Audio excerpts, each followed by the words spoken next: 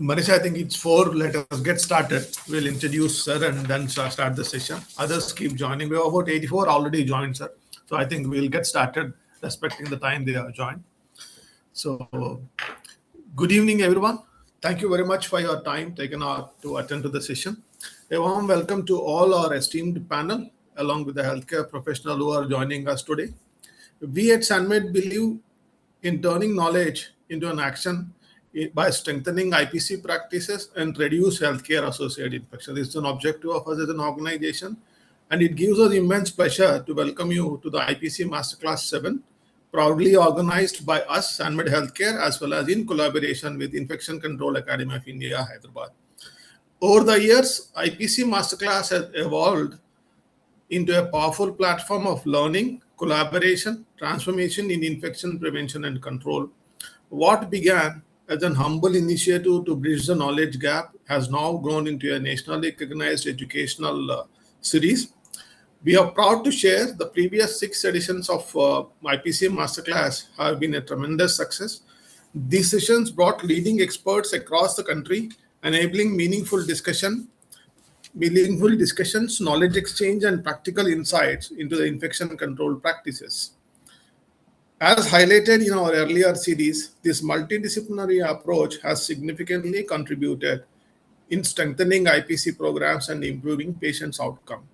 One of the key reasons behind this success is our shared commitment to continuously improve healthcare quality by addressing real world challenges such as healthcare associated infections.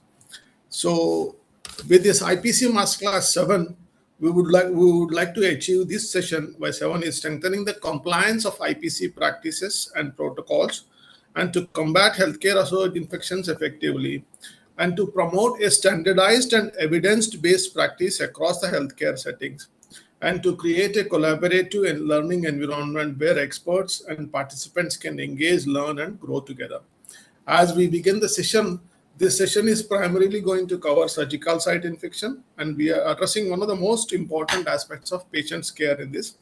Through this series, we aim to improve, go beyond, and focus on practical, implementable solutions that can make real life difference to every clinical practice. Thank you so much for your time, and I take this pleasure, the opportunity to introduce the panelists, Dr. Mrigankar Shekhar Sharma. Dr. Sharma is highly accomplished general laparoscopic and robotic surgeon and bariatric surgeon with over 28 years of extensive clinical and surgical experience.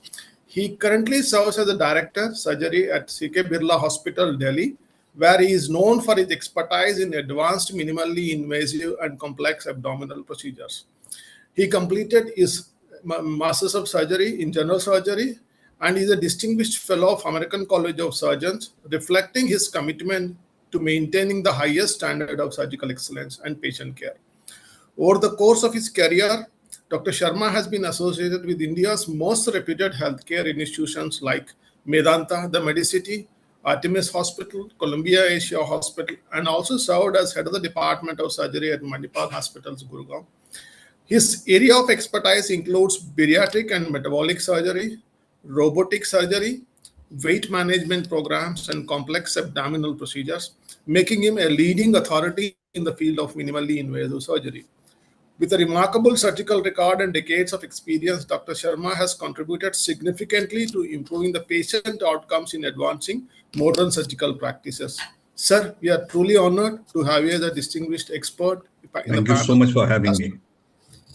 And we request Dr. Mrigankar Sharma to introduce our speaker, Dr. Sanjeev Gogai, and take the session forward, sir. Thank you very much for your time, sir. Thank you. Dr. Sanjeev Gogoi not only is a dear friend of mine, but also a professor of microbiology and infection control at Lady Hardinge Medical College.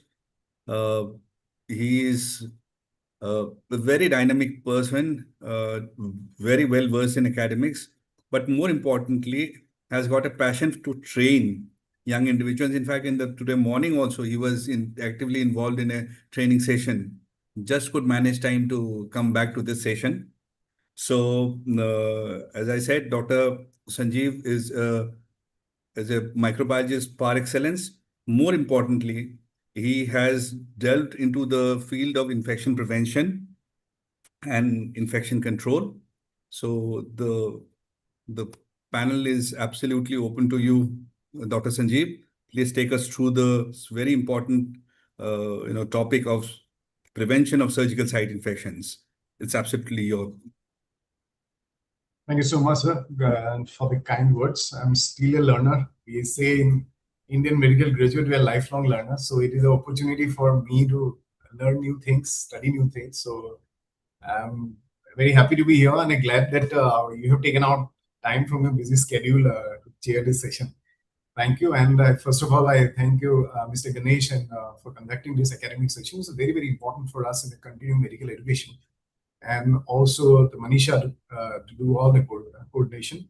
And I welcome all the participants. And I could see around 144, 45. The people are joining. And counting. Yeah, and counting. So with your due permission, I think it's 4. So can we start? I think we should start. We should go ahead and start. Yeah, we have got a very good number of participants. We should start straight away. Okay, I'll just share my screen.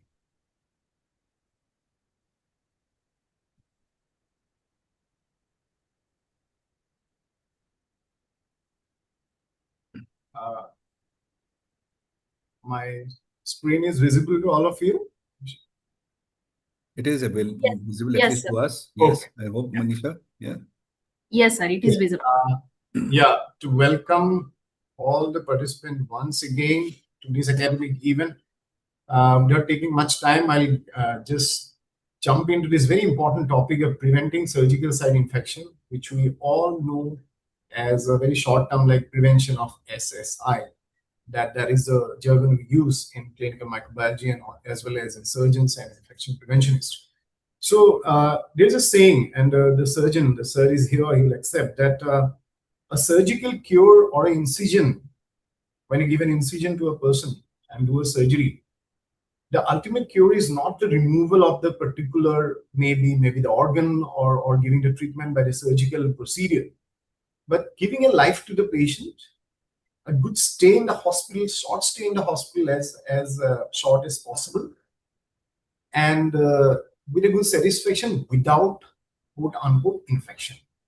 And if there is one SSI, I'm using the term, the short term SSI, that means it signifies a system failure that you need to understand, because we will see in my slides that 40 to 50 to 60% of these all the infections are preventable.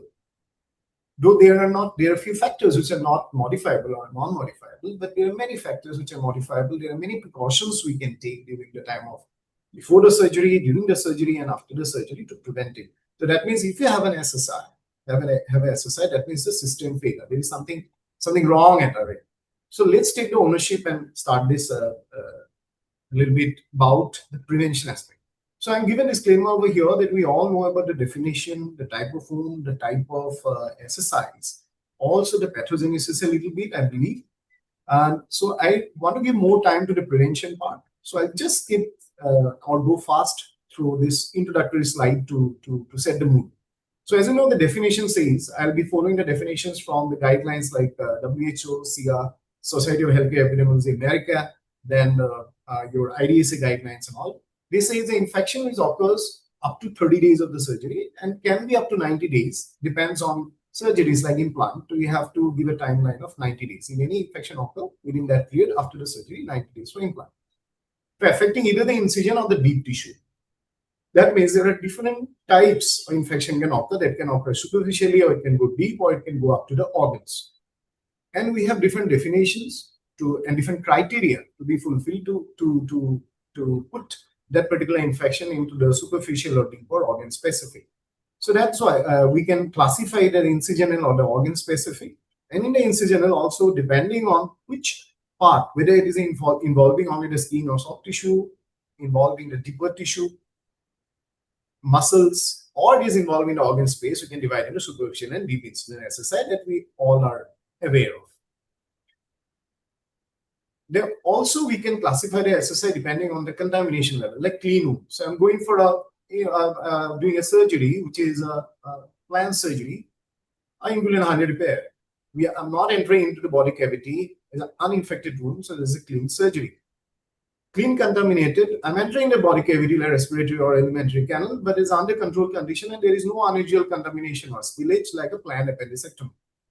And if that appendix getting burst or there is some spillage inside, you enter the body cavity, then it's a contaminated surgery. So from here, the whole game starts. The more the contamination, the more the chances of your SSI and the more care we need to take. And there's another called dirty. Dirty wounds are the old traumatic wound, like old non-healing wound or a surgery of a perforated bowel with a lot of devitalized tissue. So this is just a brief overview. We all know about this classification of wound, and the more the dirty or the infected or the contaminated wounds, the chances, as I say, the chance of SSIs are more. Let's get into epidemiology. Where do we stand? If you see, the problem with the SSI data is that, number one, it's very, very difficult to track SSI because the long period of 30 days or the 90 days, a lot of times it depends on how, in which healthcare setup you are, number one, whether it's a public hospital or it's a private hospital, how robust is your surveillance programs are, what is your traceability to the patient, a lot of factors depend. And also the data that we have, it's very heterogeneous data. You know, that you say the SSI rate of a particular hospital A is say 5%. So we do not know whether that particular 5% is for the clean contaminated surgery or contaminated surgery or the dirty. So the data are very heterogeneous. That is one particular problem. Though we see the global incidence is around 2.5 to 7 as per the studies, but if you see low and middle income countries where we stand, the pool evidence is somewhere around 11%, and also it may be higher because sometimes we can see this is just a tip of the iceberg. Most of the time it's not reported, and very sorry to say, the surgeon friends are here. Sometimes it's not very acceptable or accepted by surgeons also. Or maybe at the infection prevention is part also that we are not tracing it properly and not doing the surveillance properly. So that means the incidence will vary, the procedures, type of procedure, the hospital, the type of surgeons, and the patient group also. Like whether you're doing a surgery in the high-risk patient groups, the patient with diabetes or the type of contaminated wound, or you're doing in a normal, physiologically normal patients. So the data will be heterogeneous, as I have mentioned. But you're seeing that nowadays it's a what do you call the time of the minimal invasive surgery, and the surgery is a minimal invasive surgery. You can put a light on that.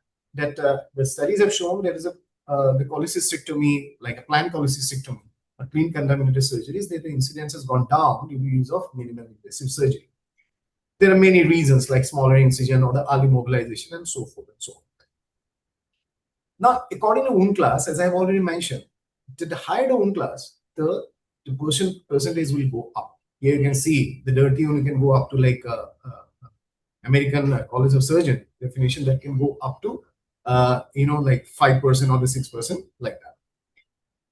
Then there's one big study happened in 2015 in India, like in the finding by the International Nosocomial Infection Consortium that we call it INISC, and they have done in the 6 cities involving the different hospital, in a public hospital, the academic institutions, also the private hospitals, and they have done a surveillance of around 28,000 plus surgeries, different surgical procedures, and they have found around 1,189 surgical site infections. Out of which you can see they have compared the rates also. It's quite like, around 4.3, 8.3, 6%, 6.5%, like that. So this is one evidence-based, the big study that was done in India, multicentral. So here, if you put the light, they're different.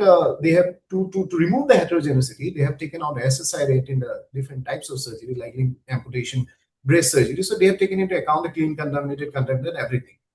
So this is what you can see. I'm not going to read. You can read the paper. So this is what the rates are, surgical site infection rates. So you will see, if you compare the academic and the private and the public, you've seen the academic hospital rates are a little higher. That's where I'll come to it, because the surgery SSI not only depends on the preventive measures that the surgeons are taking, that it depends on a lot of other factors like the infrastructure also. So that might be one reason for that. So it's a very interesting paper. If you need, then you can go into the depth of it. So now causative agents, I'll go a little bit like we have seen mostly the gram-positive organisms like Staph aureus and the coagulant-negative Staphylococcus, Methicillin race and Staph aureus. That is one bug that is, I think it's a havoc and to surgeons and for us infection preventions. Also the E. coli and the different Candida species. In the E. coli also we know about ESBL And also the CRE infections are also there, carbapenem resistance, as you know that at the game, multi-drug resistant organisms are growing. So day by day, the SSI causing organisms also difficult to treat. So basically, if you see what is the most common cause is the endogenous flora. There's a patient-own flora. That is why we give more importance to the surgical hygiene, how we are going to do the skin prep, and also the preparation of the hands of the surgeons. Or exogenous, that you call the members of the surgical team. That means the doctor, the nurse can give from their flora. Or operating room environment. What is your air exchange? Where is the location of the OT? What is the infrastructure of the OT? What is the flow of air? A lot of things depend on that. This is the exogenous source. And also the instrument. The sterilization, as you know, is a very, very important part. How you're using your indicators, what are instruments you're using, what is the turnaround time of your instruments. If the laparoscopy procedure, are you doing it in a proper, are you giving proper time for sterilization or chemical disinfection? So these are the exogenous factors. So according to the nosocomial infection surveillance report, again, the 10 most common, the top 3 positions are taken by the gram-positive organisms because it is a skin flora, Staph aureus, along with the percentage of MRSA, which is coming out to be around 20%. So risk factors, if you see, there are patient-related and procedure-related. I'm not going to read all of them. I have written everything on the PPT so that if I share the PPT, you can actually read. If there are some MD students, so that you can read everything and actually use it as a go-to class. So that's why I'm writing everything. So this is not a best PPT, I will say. So patient-related age, the extreme of age groups are always a problem. As you know, the diabetes, the wound healing is a problem. The metabolic abnormalities are there. Smoking, obesity, there is always a problem. Co-infection of the remote body site where the chances of infection to the particular site increases, and the length of the hospital stay because there are chances of the other nosocomial infection or hospital-acquired infections can come in. Procedure-related is the duration of the surgical scrub, how you're cleaning, skin antisepsis will come to it, what agent you're using, how much time you're giving, how you're doing it. Antimicrobial prophylaxis, we're going to talk about it, which is the most important thing. Also the very strong recommendations from WHO, also from the other guidelines. And operating room ventilation, what is the air exchange and other stuff. These are the procedure related things. Also, there are a lot of gray areas like surgical drain, whether it should come as a strong evidence or whether you should use antibiotic when the drain is there. So those factors that they are going to discuss about. So the overall, they are patient factors and procedure. If you see that those factors in terms of modifiable and unmodifiable, you see the modifiable factors are here. That's what at the outset I told. There are many things we can correct it before the surgery, or you can take into account, like as for example, diabetic patient glycemic control. Again, there are a lot of controversies about intensive glycemic control. I'll come to it during the time of surgery, pre or peri or intra or post-operative. So these are modifiable and patient-related. Also, there are factors like obesity, the malnutrition you can correct, and the smoking, which is actually very difficult to. And cessation for 4 weeks, it really helps. Some studies have shown it's a mixed benefit. And also, the stay, hospital stay and other things. But unmodifiable is always a patient age and if there is any prior, the infection of the patient, other infections. So the procedure related, if I say the high impact are the emergency and complex surgeries, like a person coming with a road traffic accident or a dirty wound, or it's a very complex surgery, like you're doing a Whipple's or other things, and a perforation. So that chances are high, and there's open surgery, high wound classification, as again and again I'm saying. Facility related, if that might be the reason of that paper that some academic hospital they are showing higher rate of SSI, because maybe the infrastructure wise it was not very competent. I'm not saying that, but probably or possibly. The patient-related issues like the pre-existing infections or inadequate skin preparation. So everything, the same factors are coming, but we're looking at a different perspective. Like with a high impact, the procedure-related and the patient-related, these are the high impact factors. Now, intraoperative risk factors are there as long operation time, if you're doing a blood transfusion is required, if the surgical team is not maintaining a proper asepsis, if there's hypoxia, hypothermia, normothermia is not maintained, the oxygen level is not maintained. So during the intraoperative period, these are the risk factors, where the red ones, like poor glycemic control, because it will have a long effect on non-healing of the wound, and also the not maintaining asepsis. So these are the risk factors. And then the post-operative risk factors, again, the diabetes that come in play, the blood transfusions, prolonged drains on the hospital-acquired risk. If you put the patient on the ICU for the longer duration of time, as you know, they might get other infection, also the impact on maybe the SSI, high rate of SSI. Now, there is something I've just talked about, a scoring system. The SSI, there is a risk scoring system that is called the NNIS index. So what is happening over here is that they are scoring depending on the 3 factors. They say if the patient for the particular surgery, like as for example, a knee replacement surgery, the duration of the stay, patient generally 5 days. If the patient stays more than 75% of the duration that he or she was supposed to stay, that is 1 point given to it. Contaminated and dirty wound will go 1 point. And American Society of Anesthesiology scoring, that is, they have a scoring from 0, 1, 2, 3, 4, like that. Like no systemic illness, then there's mild systemic illness. The 3 will be like serious systemic illness. So if score is more than 3, so if give 1 point to each. If it is that score is more than 3, that means that particular patient is a higher risk of getting into the SSI. So considering these factors, that means we can take a preventive action by moving that, giving a more what you call importance, if I say the easy word I use, or using the strategy for this group of patients where the SSI score is high, we can prevent SSI in this group of patients. So here, what you can do, we can do antibiotic prophylaxis optimization by use of proper antibiotic preoperatively, glycemic control and the physiological control, and doing enhanced surveillance. These are the patients that require more enhanced surveillance, maybe your follow-up for very what you call strategically and robust surveillance in this group of patients. We can diagnose it early or you can prevent it. That is 40 to 60% SSIs are preventable, as I mentioned. That is why we call, if there is a SSI, it's a system failure. So how are we going to do it? By doing a bundle approach, by taking care of the multiple patient-related factors, as you have seen, the high impact factors mostly, and the procedure-related factors. So combine everything together and you make some checklist or a bundle list. We'll come to it. That bundles are nothing but a group of evidence-based practices that we do for all the patients. The bundles are there for prevention of catheter-related bloodstream infection, catheter-related urinary tract infections, surgical site infections, and also the ventilator-associated pneumonia. So we practice those evidence-based practices by taking into patient factors as well as the procedure factors, and we can reduce the SSI. We can diagnose it early also. So we can divide everything together, as you know, into preoperative, intraoperative, and postoperative. Now we'll go one by one, considering the guidelines. To do anything, to do any changes, what do you need? Not a single person, not a surgeon can do it.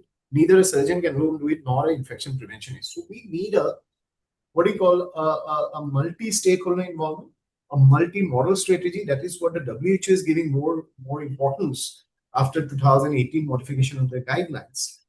That we need a surgeon leader or the champion, because it's very difficult for us in infection prevention. We are not actually the surgeons who are not doing it. So if we have a person who believes in it, who understands the concept behind it, who understands the surveillance definition, we always say to our clinicians that the surveillance definition of central line infection or a ventilator-associated pneumonia SSI for me will be a little different from your infection. That I will not call just a pus on the stage line SSI. Don't worry about it. But I might take into account the other factors. So if you have a surgeon leader, it becomes easy. So education of the surgeon, not a technique, but to work in collaboration to understand so that the infection preventionists can do the surveillance job along with their infection control nurses properly. So make that proper team. If you have a proper team, nothing like that. That's a win-win situation for infection preventionists, for the surgeon. Definitely, the appreciation and the blame, everything our surgeons take. So we really appreciate them all the time. But having a surgeon champion is nothing like that. We have a very successful implementation by SSI program. So coming to the guidelines now. Whatever we are going to talk here, they might have a lot of controversies, a lot of gray areas. What I'm going to focus here, what the guidelines says, what we should do, or what basically a proven or evidence-based practice as per the meta-analysis or the systemic review of the different studies. So you can see there are a lot of guidelines coming into. One, I have highlighted the 2016 WHO has come up with the first global guideline, which they have modified in 2018, and then they start giving stress on many other things after 2018, upgradation for re-evaluation going on. Definitely, there are a lot of new things are coming up. They have to look all those things and modify a little bit. Not major modifications are coming up. The 16 and the 18 are one, and in 2022 also there are some. We can go about it. And there are other guidelines also, American College of Surgeons and Surgical Infection Society. There is one thing, the CMS payment, that is in the US. As you say, in 2002, they made the Surgical Infection Prevention Project, and under this US Center for the Medicare and the Medicaid. In India, we still, I think, we're having a kind of, though it's very strict in, I would say, in the corporate hospitals. But there, the CMS payments are a very difficult, it's a problem if the patient get into SSI. Like, as for example, if you're having a CABG procedure and the patient lands up in mediastinitis, the reimbursement of hospital will go down. So there, that's why it is very strict, because it's related to the the reimbursement and other things. In India, it's not very robust, I think, but still it's coming up. I think over a couple of years and decade, I think it's going to come up really fast, considering the insurance and other things. So we have our national guidelines also in 2022 guidelines, but we follow basically the WHO guidelines. What WHO has done, they have 29 recommendations covering 23 topics in these 3 headings, in a pre, intra, and post. And how they have done? They are not just saying that you have to do skin antisepsis, you have to do a wound irrigation, or just put some antisepsis like that. So they have taken into account what is the best strong evidence, depending on the meta-analysis or the systemic review, removing the heterogeneity. And if there is some heterogeneity in the data, if the data is not proving that much, so they are putting into the category like moderate, low, and very low. So now when I'm saying low and very low, but saying that WHO is not saying that you do not follow it and you don't have to do it, but the evidence, but doing it, and the decreasing the SSI is not very much what you say is high. So when you say high, that means you have to do it. The evidence is there, the strong evidence is there. So when I say low, again and again, I'm saying low and very low doesn't mean that you don't have to do it, right? You have to take in consideration of the cost. Maybe if I say, like, I'll come to it, the negative pressure devices. So they're not saying you don't use it. They maybe have to use it in a higher category of the very difficult wound. But we have to take into account like the cost also. So coming one by one, this is the list of components: the preoperative bathing, the decolonization, ESBL screening, the extended beta-lactam producers, modification of SAP for ESBL, that is antimicrobial prophylaxis, surgical antimicrobial prophylaxis, and how we're going to do it, we'll look into this. Mechanical bowel preparation, hair removal, razor shaving, and enhanced nutritional support. So we're not going to read all those things. I'm going to come one by one, depending on the evidence, whether it's a strong recommendation, moderate, or the low recommendation by the WHO. Now, preoperative strong recommendation. So we know that patient undergoing, that I'm taking the WHO things, patient undergoing cardiothoracic and operative surgery with no nasal caries of Staph aureus.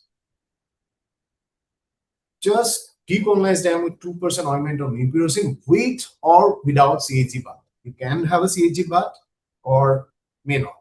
But if the person is a carrier of, maybe after, like, you have evidence that he has done the decontamination maybe like a year ago, but again MRSA is coming, might think of, in those patients where combination of CHG is a good thing, using mupirocin twice daily for 5 days and chlorhexidine bathing daily.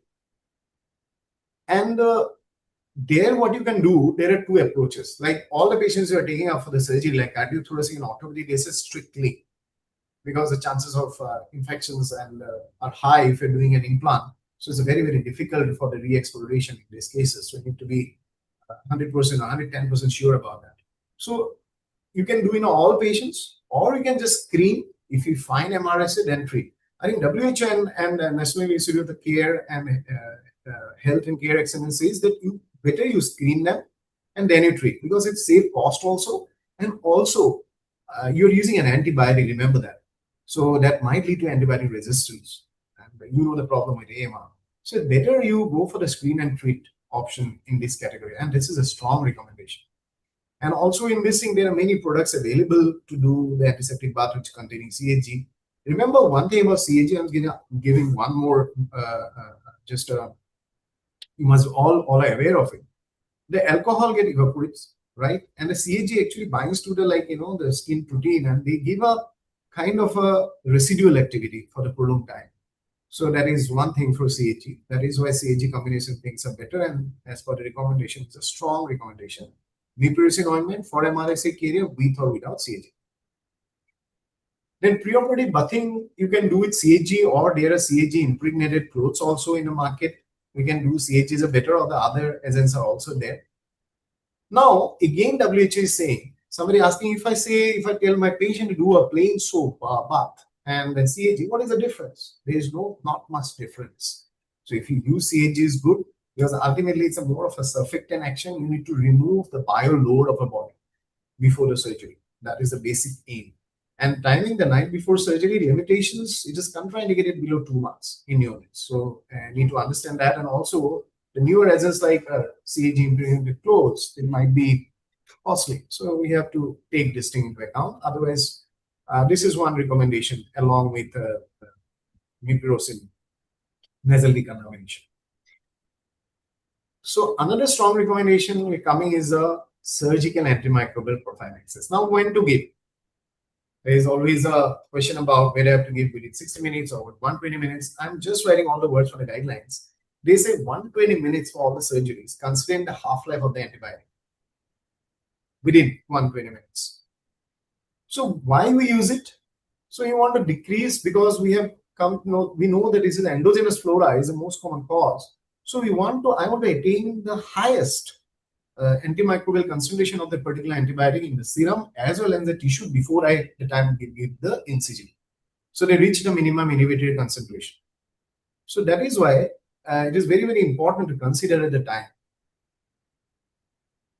And now, 3 main important things: what to give, when to give, and till when. The right drug at the right time and the duration. So we'll go a little bit more about this. The choice of antimicrobial thing depends on many factors.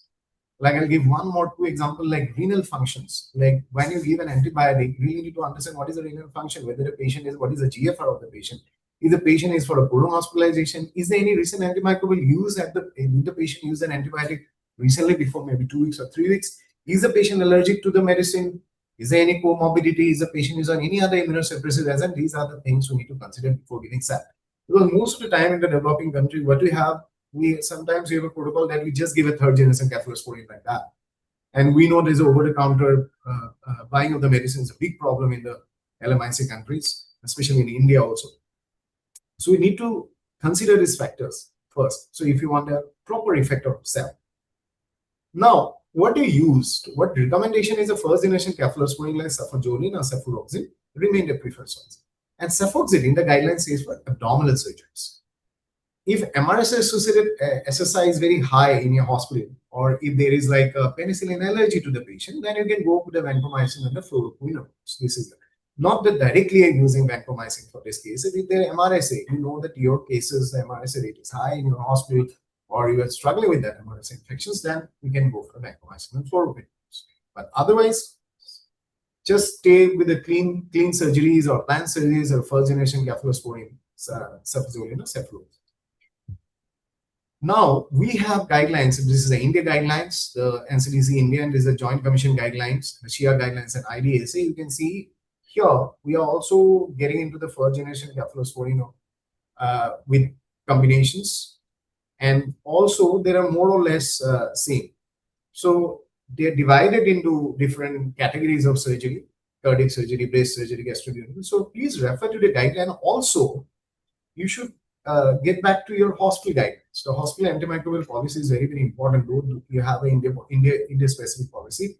What is the sensitivity level of the particular drug in your hospital? That matters a lot. That is why WHO SSI prevention guidelines, if you see after like a lot of articles after 2020, they're giving more importance to ANSP programs along with good SSI prevention, antimicrobial stewardship program, where you have antibiogram to the patient groups, to the locations, so that we have the proper effective antibiotic use without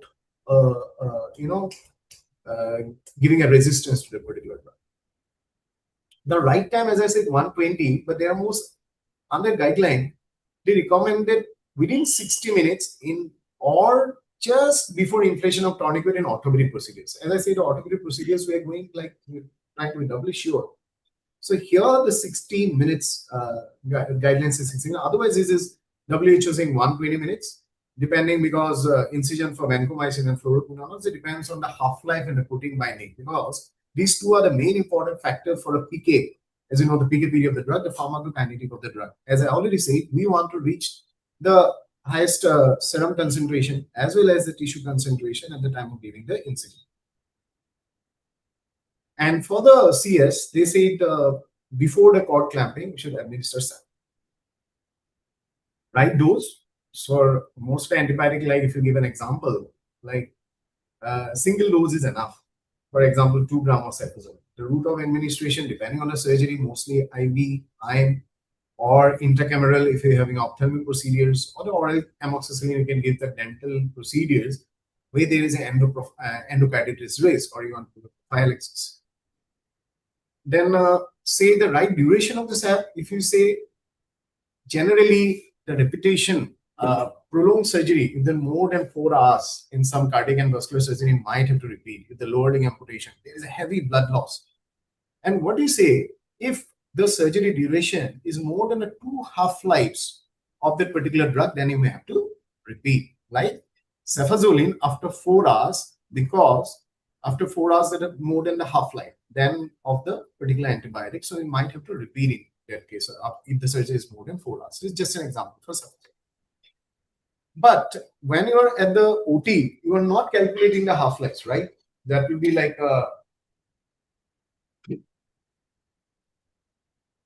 sorry, that is like not a right thing to do. So that is why we have these guidelines where recommended dosing is there, the half-life of this there, recommended dosing interval they have already given. So try to follow that. Again, I suggest go back also and refer to your antibiogram of your healthcare facility.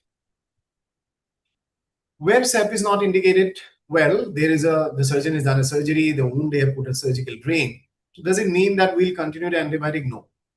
Then avoid the topical antibiotic surgical procedure. There is no role, no effect, no evidence of just applying some kind of an ointment, except for the mupirocin ointment for getting rid of the MRSA. To decrease the SSI, the preoperative topical antimicrobial application is no role. That's a guideline says antimicrobial application.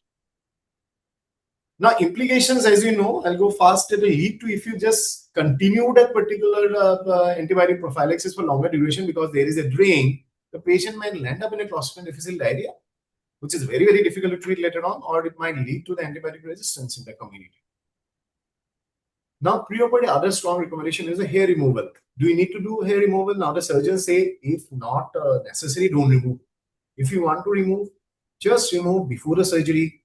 IDSS says that just remove it outside the operation theater, not even inside the operation theater, but WHO is not saying any timing. But if you want to perform just immediately before. But don't remove the night before. The previous day it was like I used the razor, and I remember doing the internship that, a night before the patient is going for OT in the 9 in the morning, and doing 9 p.m. that razor and removing the hair of that particular CABC, the chest hair or something. That is not recommended. Just use clippers, because when you use the razors, there will be micro cuts. So that means you are exposing the patient to this endogenous flora and giving it to SSI later on. Now, enhanced nutritional support. If the albumin levels are low, if the BMI is low, the patient is nutritionally deficient, then they say that give very good nutrition supplements. There are a lot of nutrition supplements available, like Sarepta omega-3 fatty acid or arginine or glutamine. But again, the SSI prevention, the studies have shown there is a low quality evidence. So that is why WHO has put it as a conditional requirement, not a strong recommendation for the nutritional support. But again, it will depend on the type of surgery and the patient you are dealing with. Another thing is a mechanical bowel preparation, which is again a strong recommendation where there's a lot of controversy. Strong recommendation means do not use a mechanical bowel preparation alone. They use it with an antibiotic. And also, they have given recommendation only for the colorectal surgery to decrease the load, or maybe like for the antimicrobial, the endogenous agents that might cause SSI later on. So, but not alone MBB with an oral antibiotic. Again, what should be the characteristic of that particular antibiotic? We use generally aminoglycoside metronidazole. These antibiotics should be given preoperatively, not postoperatively. They should cover the aerobic and anaerobic. They should have a poor oral absorption. They should just have the high intraluminal concentration. We do not want that the systemic absorption. We just want to decrease the load intraluminal. Use that MBP along with a selective digestive decontamination using this kind of ends. Now, intraoperative measures. There are many intraoperative measures, surgical site preparation, skin sealant, hand preparation, normothermia, blood sugar. We'll go one by one and see what is the recommendation from WHO. Well, how you prepare the surgical field, that is very, very important. They say alcohol-based antiseptic solution based on CHG can range from 0.5 to 4. Mostly you're using 4%. Undergoing surgical procedure, it should not be confused with a patient body wash. If the patient saying we have taken a bath of the CHG in the morning or the day prior, no. It is intra, before the surgery, inside the OT. But it is not for the neonates. It should not have a exposure to the brain meninges or accumulation under the drape is inflammable. So that is why we're very, very careful once we are doing it on the skin. Now, there are a lot of these kind of newer modalities of antimicrobial skin sealant. And WHO is not directly recommending it because once you apply over the skin, they form a film. And because under the film, the bacteria, there's some inhibition of the growth of the bacteria for the particular time period. And also, the bacteria cannot kind of move, if I say the simple word, to the surgical site. But WHO is not giving any recommendation for that. They are sticking into the alcohol-based antiseptic solution and using the proper technique from inside out, how many times we are doing, follow those SOPs. Intraoperative surgical hand preparation is very, very important. How we are doing it by scrubbing, not the hygienic hand wash, it is scrub, 2 to 5 minutes. Again, here I will say, do not use a very harsh brush. What happens over here, if you remove the skin, because you are not doing it for one time in a day, you might be doing it 5 times or 10 times, depending on the surgical load. So if you're using a very hard brush, so the transient flora, here we want to remove both the transient flora and resident flora. Remember that. Hygienic hand wash, when you're doing just a soap and water or using alcohol-based hand rub and doing it for 1 minute or 60 seconds or 20 to 40 seconds, we are removing just the transient flora that might have brought from some fomite. Here I want to remove my transient flora, also my resident flora for a certain amount of time, right? But do not use a harsh brush. It might, some damage or a microcut on your skin. So that might be a problem for you. So here you can use soap and water, antimicrobial soap, 4% CHG, or here is or by using a suitable alcohol-based hand rub. And we see both are equally effective. Not that CHG is superior. The studies have seen both are same. But do not use both together. Like aapko laga ki you are doing a hand scrub 2 to 5 minutes of CHG, coming again you're using alcohol-based hand rub and the hands are wet, it's not going to work. The hand should be dry before you donning of the gloves. And this should not be confused with a hygienic hand wash that you do maybe in a protective zone, maybe after just donning the your PP. This is before, inside the OT, just before donning the gloves. After they are not going to touch anything, directly you are touching the surgical. Another moderate quality evidence, if you see, there is 80% fraction of the inspired oxygen. Now, previously what they used to say that oxygenation is very, very important, give high level of oxygen FI to 80%. But it has gone down to moderate quality evidence in 2018. Why? Because the studies have shown, again, the population are heterogeneous in these studies. Again, what methodology we are using, that is different. Again, there are some studies that have shown that high fraction of the oxygen might cause damage if I say some complications like absorption atelectasis. And even in certain patient, your patient is having some cardiac issues, that can be a myocardial events also in the higher oxygen. So that is why they have put it in a conditional, moderate, and they have put it in a colorectal surgery. If I say only in the colorectal surgery, and in certain trials, it was showing not very significant result in SSI. And also, we need to understand this fractional oxygen along with the sugar control or normothermia is a part of the bundle. So it is very difficult to say that the SSI who has gone down in this group of patients is just because of increase of fat. that is why they have put in a moderate quality evidence. Same with the normothermia, that it is very essential because the perfusion is required in the site of surgery, and it is related to your body temperature. And maintaining the temperature of warming devices, like there are a lot of radiant warmers are available, but they say it's a moderate quality evidence. They're not giving any strong evidence, but normothermia is an important thing. Again, so it's saying that if they are saying moderate quality, doesn't mean that you don't have to use it, but it may not be the only thing to prevent SSI. Now, sterile, disposable, non-even reusable woven wrap and the surgical gown can be used during the surgical operation is the same benefit. If you're using a reusable woven wrap or you're using a disposable non-even, the studies have shown same benefit. It's a good thing for the resource unit setup also. Otherwise, you always think that you have to reusable. Sometimes the cost is a big issue. Now, sutures, IDSA and CR, they do not recommend it at all. But the tractosins and sutures, they come in the WHO in a moderate quality evidence to reduce the SSI risk independent of the type of surgery. Few studies have shown benefit in some. Next is a very low quality evidence here you see. I'll come to it. Discontinuing immunosuppressive drugs. They say, okay, discontinue immunosuppressive drug. But the problem is that if you discontinue an immunosuppressive drug that the patient is taking, there's a flare-up of the infection that might cause a havoc post-operative period. And also, the formation of the anti-drug antibody later on once you start the drug again. So they'll be very, very careful in that. Intensive periodic glucose control and the normovolemia. Again, they have a very low evidence. The same reason, data are very, very heterogeneous. Like blood sugar intensive, the word is intensive. The problem is, what is the target level? The studies have shown different target level. Whether you want to maintain it 110, whether you want to maintain it 140, whether you want to just maintain it 200, whether you want to maintain that level in a diabetic patient which is already on insulin, or you just want to maintain it in a normal individual. So the data is very heterogeneous. Also, if you do a very intensive blood sugar level control, sometimes the patient will end up in hypoglycemia, which can be a life-threatening event during the perioperative period. So that is why that is very, very important to understand this, why they have put in a low quality evidence. And also, most of the studies in normovolemia, maintaining of the normovolemia and giving the goal-directed therapy, there's some bias related to it. And the methodology was very different in the study group. And also, the patient population was different, whether it's ICU patient, non-ICU patient, diabetic patient, non-diabetic patient, as I mentioned. And also, they have taken most of the studies outcome as a mortality.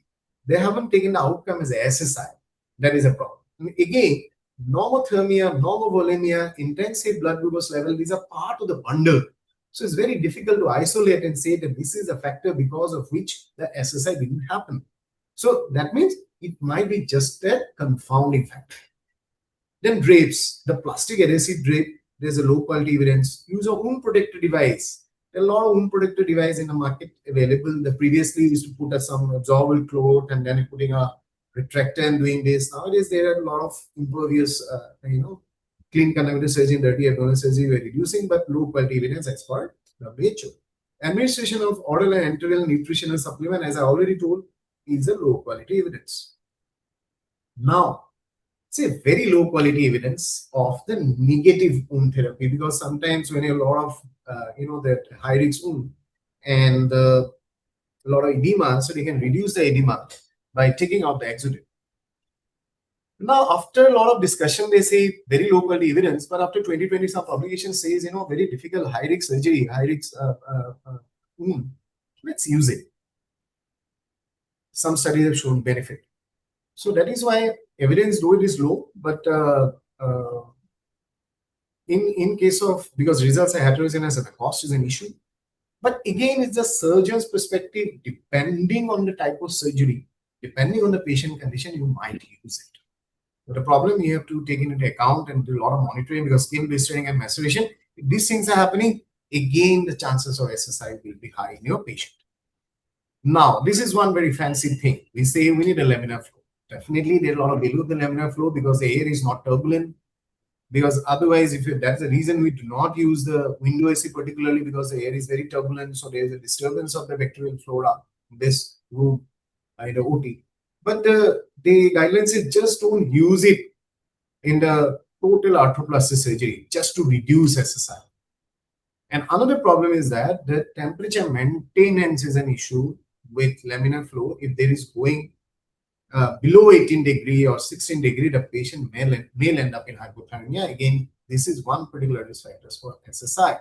So even in the India guidelines for the OT, they say turbulent airflow should not be there. The fan should not be there. Obviously, the AC should be like a speed AC. If there's a laminar flow, well and good. If there is not, normal ventilation system will also work, provided your HEPA filters are working, provided you have a dedicated air handling unit for the OT with a proper air exchange. That is the dictum. Intraoperative low quality evidence, another one is a saline irrigation of the wound. There is no evidence, there is no benefit. Yes, the bioload will be decreased because if you do a saline irrigation, a lot of time you do it when there is a lot of exudate to decrease the bioburden. But with saline, no evidence. You can use aqueous provident iodine solution that has shown some benefit in clean and contaminated wounds. And antibiotic incisional wound irrigation, that should not be done because you're already facing a lot of problem with antibiotic resistance. One article in the JAMA in 2024 has shown that this meta-analysis found the antiseptic irrigation solution has a significant reduction in SSI with no irrigation. But that is getting more emphasis as I do, and that will not with the saline but with the iodine solution. No recommendation. Always we have a lot of fight, lot of discussion with the double gloving. Now the double gloving, they haven't done anything. The WHO said they are not putting any comment on that.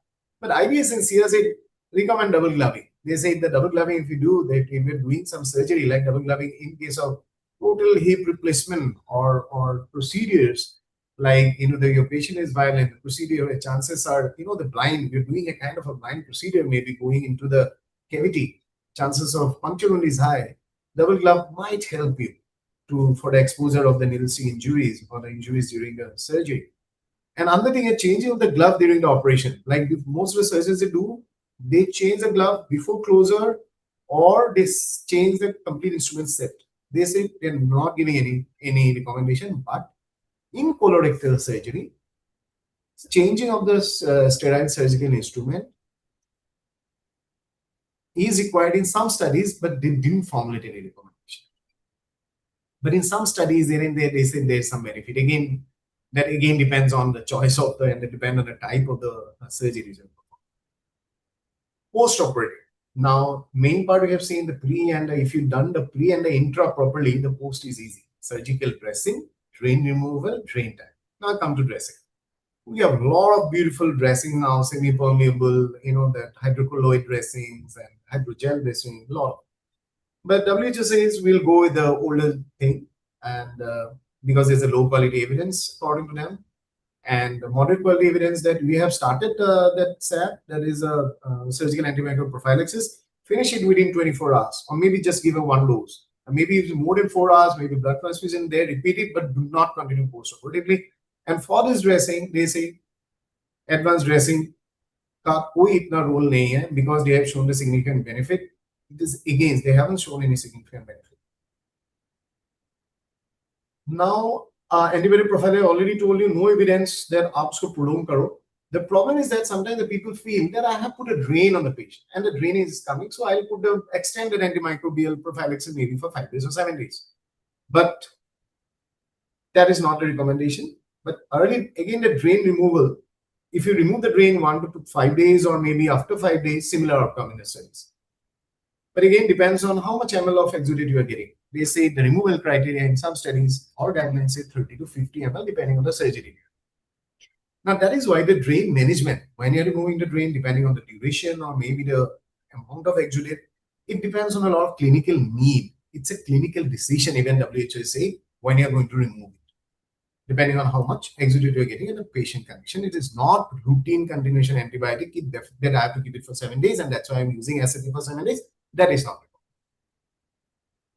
Now, having said that, we go back to the basics. What we remember, there is one thing which has got an evidence-based practice that all you are aware of the father of the hand hygiene. That person land up in an asylum by telling people that how much the importance of this. And I want in a chat box his name actually. I'll not say. So that is surgical hand scrubbing is the most important thing, but using alcohol-based hand rub or the CHG product. And be careful about while you're dealing with these patients, so that we blindly your digital palpation of the inside the cavity, the needle, or you're just recapping or proceeding a violent patient, so that we do not get the bloodborne infections, and also sometimes we transmit it to the patient also. So be careful about that, about hand sepsis and these particular conditions. And then now another thing is the infrastructure, as I told. It's very important to formulate your OT infrastructure properly, the traffic control. If there is more traffic, when I'm talking, I am releasing some bacteria in my air. So if I'm talking the load, maybe like 1, if 10 people are here, they'll go maybe like 10 times higher. So bacterial load inside your room is high. So that is why we maintain a positive pressure, and the pressure gradient we have to maintain in the surrounding area and in protective, clean, sterile and disposal zone, and maintain the traffic accordingly. In the sterile zone, only those people are there which are actually involved in the surgery. Maintain the temperature and humidity so that your bioburden remains normal. Also, you can maintain the normothermy of the patient, generally 21 degree plus minus 3, humidity 20 to 60, because humidity is very important, temperature humidity, because otherwise you will have fungus going in. Again, a problem into the candida.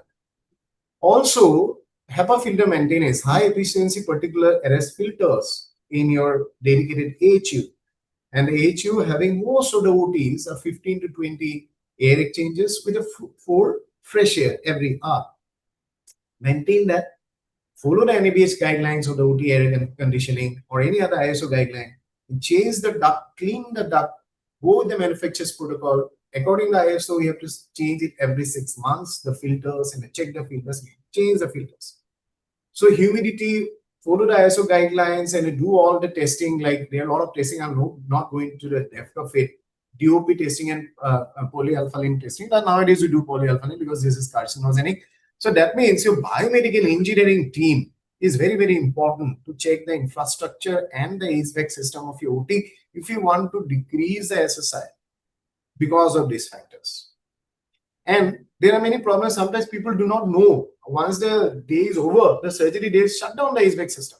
I use it was a horrendous thing to do, because we should not switch it off. Should not be shut down even at no patient time. There is one strictly you need to follow that. Now, operation theater sanitation is another important. When you are doing the cleaning at the beginning of the day during surgery, it is very important. If you cannot clean the entire OT, clean at least 3 feet dimension around the bed. Also, between the cases is very important. Also, if there is any spillage, if there is spillage, then clean it with the protocol that is standardized in your hospital as per the guideline. Terminal cleaning at the end of the day and weekly wash down. And also in a monthly, you might have to clean your walls also. So we make this kind of checklist for, as you can see, once you go to like a 5-star restroom, you'll see that, the tick mark, okay, morning shift, this has been done, evening, this is done. So we need to understand what agent you're using, when they're doing the maintaining the checklist, and taking the ownership is very, very important. In the clean zone, in the sterile zone, in the disposable zone. So the timing might be different, the frequency might be different, and the agents mostly hypochlorite using, but there are many other newer agents are also available, which is the non-hypochlorous ions also. You can use that, but you have to make the checklist and SOPs accordingly. And that is the importance of taking into account the training of your sanitation team. That is a basic thing. And also now coming to the sterilization, everybody has got a CSSD FPs in a hospital. Dr. Sanjeev, if I may just interrupt for just a second. Yes. Someone has raised the question about, if you just dispel it or do it right now, about the option of fogging of the OT, which is... Sir, I'm just coming to it. Yes, I'll just go into it. It's a very interesting thing. So I'll go into it. Yes, sir. Thank you. Sir, surgical, CSSD, follow the CSSD protocol. In the CSSD, it's fine. So I'll come to the fogging thing first then, sir. I'll just go to yes, fumigation and fogging. Sorry to say, no longer recommended in Western literature. I'm just in Western literature. I'll come to all the things again because, first of all, formalin gone case because a grade 3 carcinogen, no role in modern HVAC system. If you're maintaining HVAC system, no role of fogging. If you're doing deep cleaning, if you're maintaining the terminal cleaning, everything in your OT, there is no role. With just a false sense of security, if you have to do in setup where HVAC is not good, or you're not very sure about the HVAC system maintenance, then you can do, but not with a formalin, but with a hydrogen peroxide. But here I'll come to it by CDC. I'm taking exactly the words from CDC. CDC doesn't support disinfectant fogging. In 2003, they said do not perform disinfectant fogging in a routine purpose in a patient care area. 2008, do not perform disinfectant fogging in the patient care category. They are saying consistently, but later on, once this hydrogen peroxide fogging, UV radiations and other things have come up, they say more research is required, because some CDC guidelines says that, the norovirus gastroenteritis, this newer system of hydrogen peroxide or ozone might act, but CDC say more research is required, no recommendation, unresolved issue. But in Indian context, if you see the operational theatre guidelines in National Health Mission of India in 2022, they said you can do it hydrogen peroxide fogging in situation like OT, which do not have a HEPA filter system or a HVAC system, that may be in a secondary healthcare setup, or in a tier 2, tier 3 towns, commissioning of the new OT, or there is any renovation work has been done, or if there is any outbreak situation. In case of validation of the HVAC and a HEPA filter system has not taken place as per the validation criteria laid by the guidelines. So these are the three things they have recommended. They said fogging is not required for the OT with a HEPA filter system, but a positive pressure system. If you are maintaining, as I showed, every 6 months you are checking, you are doing your OLP test, you are maintaining a manufacturer's protocol, then there is no recommendations. Only during the time of renovation or commissioning or fail, or there is no HVAC system, or there is a failure of HVAC system, or you are doing validation of the HVAC system. That is the take on. That is our take on fogging evidence-based. Now coming back to this OT thing, there are two things I will see. There is one always a TSSU, which is apart from the CSSU, which is always a problematic thing actually. In TSSU, we sometimes fail to maintain the sterility where the problem occurs, because there actually is a mini CSSD where the equipments are coming. Again, your sterilized equipment, sometimes you're storing it also, and the turnaround time of this instrument, this area is very, very high. So you need to follow making a proper SOP of the TSSU. Take care of your TSSU. Maybe that's where the problem might happen, not in your CSSD level. Another thing is a flash sterilizer. Sometimes in our OTs, we have these flash sterilizers with the different temperatures. They do a higher temperature for a shorter duration of time. But sometimes it's very difficult to monitor this system. So use only and only in an emergency situation, like you're doing a surgery and you have only one set of a particular instrument that has fallen on the ground. Now you need that particular set of instrument. You do not have it right now. So that might be a condition where doing an emergency, flash sterilization and use it. And do not forget to use a rapid BI. Now, a lot of companies, I'll not name it, they come up with a lot of rapid BI. It is not just the growth of the organism, not wait till it, but with the biochemical changes. But use the rapid BI. Fumigation, fogging, I have covered. I'm just going a little fast because already 5. Now, bundle or the checklist. I think you all have read one book called Checklist Manifesto. If you haven't, please go through it. Everything in life, like we do things like we do checklists. Okay, mera aaj ka din ka kaam, this. I think we can cover more work. That is how WHO has made a 19 surgical checklist when you are doing it. So checklist, it looks like this. It's available in the internet. A lot of items, starting from the patient identity to the starting what kind of airway, what is there is known allergy, you tick it. Before the anesthesia, before the skin incision, you see. There's one particular thing I have highlighted. Sterility check. Once you receive the instrument, first, what is this type 1 indicator, type 3 indicator, type 4 indicator, whether the indicators are there or not, whether I have received the proper sterilized item which is coming for OT from CSSD or not, whether antiviral prophylaxis has been given.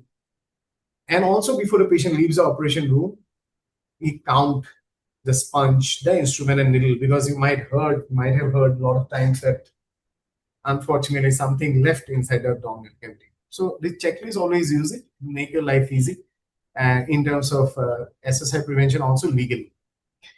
So what do you call a bundle? These are some bundles we have adopted from WHO guideline. They are bare minimum. Once you use it together all the time, then it might help you in decreasing the SSI. All these things that we have described is here in intra, pre, intra, and post-operative.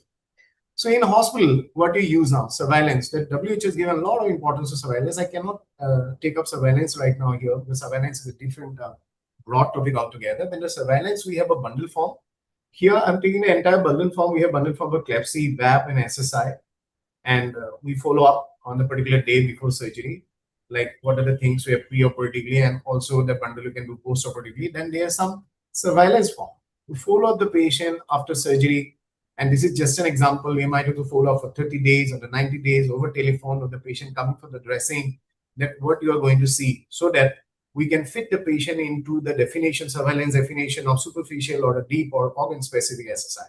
Because just having a pus or a pain, we cannot just say it is a SSI, right? We might have to take a microbiological sample. We have to see, talk to the physician, surgeon, and decide that. And then once you criteria are fulfilled, we put it in a form called the case report form. Then the case report form, and then signed by the infection control officer, also by the infection control nurse, and also we take in again. This is just a snapshot I have taken. It's a long form. We take account of the surgeon also. So surveillance is a very, very important part. Get your team trained on this. Though it's a very, very difficult to do, I'll be very honest with you people that we are not doing surveillance of all the surgeries. It's impossible to do in a government setup. We are trying a level based to do in certain surgeries. Mostly, it is very difficult to do in emergency surgeries, in a clean contaminated surgeries, and it's a gynecological hospital, so we're trying to do in a CA, which is a planned cesarean section. So enhanced recovery after surgery. There is one thing called ERS program. I just given a highlight because as a clinician, you will agree that if you decrease the stress of the patient throughout the journey of the surgery, pre-operatively, intraoperatively, and post-operatively, with having a multimodal approach with this kind of care, the stress will go down, and it is shown that improve recovery of the patient. So they made a ERS study group in 2001. Initially, it was for colorectal surgery. Now, these ERS programs are there for many other surgeries and implemented in the developed nations, but many corporate hospitals are also applying that, so we can throw a light on that. An advantage is reducing the overall complications, the length of stay, and the readmission, the cost of the patient. Basically, it reduces the stress, like nutrition optimization, the counseling, doing a minimal invasive surgery, the early mobilization that we can see in most of the cases that, with laparoscopic day, like knee replacement also, the patient are on walking mobilization next day. So that gives a little less stress to the patient, and definitely that is hemodynamically patient are also stable there. So there you see a lot of publications after 24 in a PubMed. You go and see a lot of studies. 725, I've seen this. It's an old slide actually. We're seeing a lot of studies are also coming up on that. So you can have a look on this. Now, summary or take-home message is that it's a teamwork basically. It's to provide the pre, intra, and the post-operative care as per the recommendation. And we cannot, not only surgeon can do, it's a teamwork for the infection control nurse, the other healthcare workers, even the cleaner who is doing the cleaning of your OT, the biomedical engineer, there's a teamwork. So sterilization, OT ventilation, cleaning protocol, and staff training. Please give a stress on this. Staff training of the group D, we call a group D worker who is doing the cleaning of your instrument, the first cleaning of the removing the organic matter, or who is doing a mopping of your OT. Give proper training, 3-bucket system. These are small things. We talk about the larger things, but you never know there is a very small things that are causing the SSI. Report and take the ownership. There are sometimes we try to hide it, but end of the day, I think it's in our hand. If you're making a mistake, to make a error is a human. So you need to accept it and take a call on that. And as I said, the WHO is now giving more stress on SSI prevention with the antimicrobial stewardship program. So whenever you're giving your surgical antimicrobial prophylaxis, follow your hospital antibiotic policy, follow your national guidelines, and do not prolong it just because there is a drain. And end of the day, it's a multimodal approach to the behavioral IPC practices, because hand hygiene. As you say, there's for a movie, we need a lot of entertainment. For a successful surgery, successful hospital stay of the patient, not giving any nosocomial infection, hand hygiene is the most prevalent practice, which we think a small thing, but once we do the audit, we find that the hand hygiene compliance is very low. So SSI prevention succeed when the evidence-based bundle care is delivered reliably from pre-op period to the post-op surveillance. So having said this, I'll close my session here, and I went really fast so that I want to cover most of the aspects of it. Cannot go into the detail. Thank you so much for your patience. Yes, sir. Thank you so much. Before going for the question and answers, we are launching a quick poll, everyone. Please take your time to answer the poll.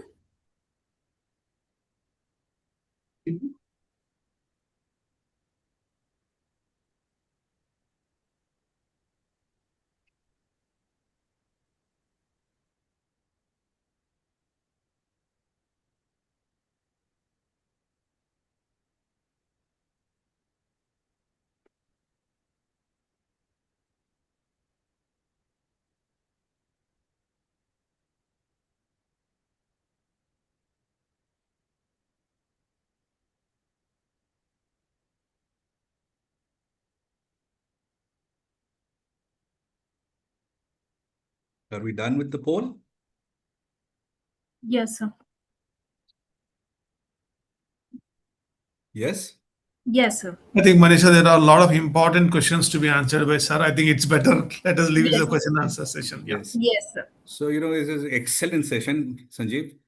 Fantastic. You've covered, it's a very extensive topic and you've covered more or less everything of it. Before I guess most of the members who've joined here are mostly residents, the senior people also, of course. Now, from a surgeon's perspective, how do we view SSIs? It's very easy to just say that, SSIs are inevitable. They're just part of the job, especially when we are talking about a high volume center with lots of difficult cases. But the harsh reality is that it is not just a routine outcome. SSIs, as Dr. Sanjeev has rightly said, to a large extent are predictable and preventable. So rather than making this just a revision of the guidelines, right? I want you to make this as a discussion of or rather a review of your day-to-day practices. Guidelines do exist, as he has rightly said, mostly from the CDC and the WHO. But the important or rather the pertinent question is, how consistently do we practice these guidelines in our practice? Do we implement it on a regular basis? That is the most important. As I said, surgical site infection prevention, right, can be broadly categorized into 3 phases: before the surgery, during the surgery, after the surgery. Before the surgery, it's about, sticking to the basics, the right antibiotic at the right time, the right doses. These are things like skin optimization, right? Intraoperative is about it is about your discipline rather. How well do you respect the tissues? Have you cared about the sterility? Have you made sure that there is no contamination? That is what matters. Post-surgery, it's about your judgment. Have you made an early diagnosis to the surgical site infection? Or have you just, brushed it aside as just pain from surgery, right? Avoiding overuse of antibiotics that has become the rule rather than the exception. So these are things that matter greatly. As someone had rightly said, a good surgery prevents infection much better than good antibiotics. By good surgery, I not only mean a good technique, but the processes involved, right? The other thing that we also need, talk about a lot nowadays is with the advent of minimal access surgery, right? We give more and more stress on minimal access surgery and its role in the prevention of, or rather minimizing surgical site infection. Definitely, yes, it is very, very important because, minimal access role by the mere fact that you give smaller incisions, it reduces the bioburden. It reduces the incidence of the endogenous flora entering into the subcutaneous tissues. Then, of course, there's less trauma with the lesser use of retractors, the lesser use, chances of tissue handling, right? So there is, with such less use of tissue handling, so there's definitely going to be an improvement in the tissue oxygenation, and hence there'll be less chances of SSIs. Then, of course, with minimal access surgery comes the beauty of lesser hospitalization. So when you have lesser hospitalization, obviously there is reduced exposure to the hospital pathogens, right? Especially in patients like, who are diabetic, immunocompromised, obese, right? So these are patients who benefit a lot. But we need to remember that minimal access surgery is not SSI proof. The same, emphasis on sterility, the same emphasis on surgical techniques, the same emphasis on antimicrobial practices should be given as with open surgery. You will find a lot of surgeons not bothering to wear the masks. As Dr. Sanjeev has said, when we talk, without even us knowing, we allow a lot of droplets to exit our mouth. So the emphasis on OT protocols, the number of people entering the OT, these things should be monitored absolutely diligently. And we should not be making any mistake that minimal access surgery by itself decreases the incidence of SSI if we do not lay emphasis on the basic principles. I think a lot of questions have come in. Dr. Sanjeev, should we be taking it straight away?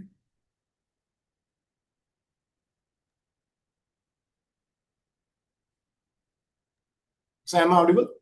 Yeah, you are audible now. So Okay. quite a few questions have come up. Yeah, so I'm just opening the chat box. Manisha, am I audible? You told me to stop sharing my screen. I hope Yes, yes, you are audible, sir. You can on your video, sir, once. Okay. Okay. So question and session we have, sir. We have a bunch of questions in question and answer Yeah, I session. could see there are a lot of questions. I think we have time. Okay, I'll come with the first one. Should post-operative NTM infection be included in a SSS surveillance day reported after 1 month? Okay. See, NTM regular, when you're doing a SSS surveillance, you can see the organisms, as I told, the endogenous organisms are most important, like starting from your Staph aureus to MRSA to other like gram-negative organisms also. But NTM is a very unusual infection. It is not a routine organisms to be reported, not a routine organism which is also detected. You should remember one thing: there might be NTM, but we might miss it because NTM requires again a specialized test. So taking into consideration, first answer will be NTM is not a regular organism for the surveillance. If you are having NTM, also the NTM will present maybe after 3 weeks or 4 weeks. So again, you have to see whether it is meeting your criteria of surveillance definition. Again and again, I'm saying it's a surveillance definition of the particular surgery that you're doing, whether it's falling into the criteria of a superficial or a deep or organ specific. Another thing, if you're getting NTM in a surgery case, go back and do a root cause analysis. That is very, very important, because if you're getting NTM, then what can be the source? If there are mycoplasma like gardening or other thing, that means there's a problem with your water source. That means there's a problem, might be a problem with your instrument decontamination or chemical sterilization of your instrument. That one thing. Again, there can be an outbreak situation. Sometimes if you're getting those NTM cases from the one particular area of the hospital, then might have to go for the surveillance of how the OT instruments are being cleaned. If there is another thing, the problem with the biofilm, if they're doing it, whether they're using it as some enzymatic cleaner, what kind of a cleaner they're using, what protocol they're using, how they're doing the sterilization, that may be important thing. And also you check and see what kind of the water quality they're doing. So that may be one thing, an outbreak condition, and you might do a deep RCA. That will be my take on that. So you want to say something on that? Yeah, if I could just add, I mean, NTM can be considered an SSI if it, occurs at the surgical site. Of course, fits within the surveillance period and Definitely. yeah, so that is what, as you have said, fits the timing criteria. Criteria on not regular surveillance, we are not keeping an Exactly. organism. But we need to do a deep RCA if you're getting NTM. That can be a big problem in your OT, in the entire system. And that is one problem that happens with especially laparoscopic surgeries, because the lack of emphasis on sterility of the scopes that has been. A lot of people are afraid to, since they do not have ETO or plasma, they do not sterilize the scopes, as a result of which a lot of, especially in the peripheral centers, you see a lot of atypical mycobacterial infection, especially after minimal access surgery. So the problem we have also seen that where they're using chemical surveillance and side X, they do not dismantle the instrument, they do not remove the camera and other things, they just put it just like that.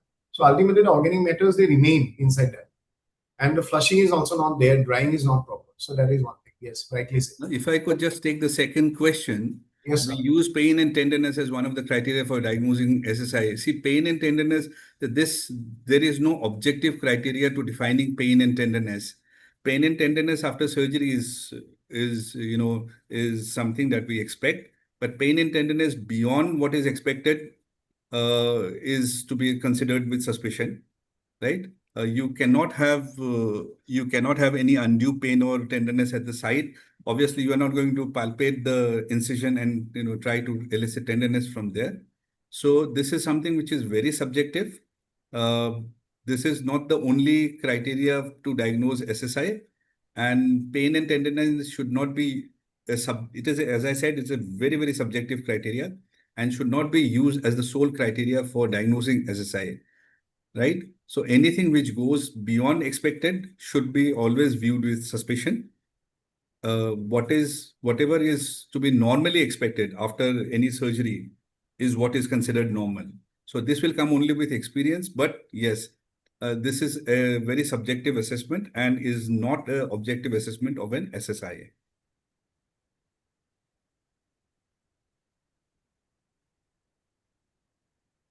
Okay, I think Dr. Sanjeev, you will, being an infection preventionist. Next, sir, yeah, as is rightly said, SSI surveillance. Okay, we often encounter discrepancies between a surgeon clinical diagnosis and HS surveillance criteria. I think I'm saying that not only the SSI, it's a problem with the VAP. VAP is the old term. So we say it like IVAP or the PVAP, or that comes with we always say that is a definition of surveillance definition. That can be different from the clinical definition.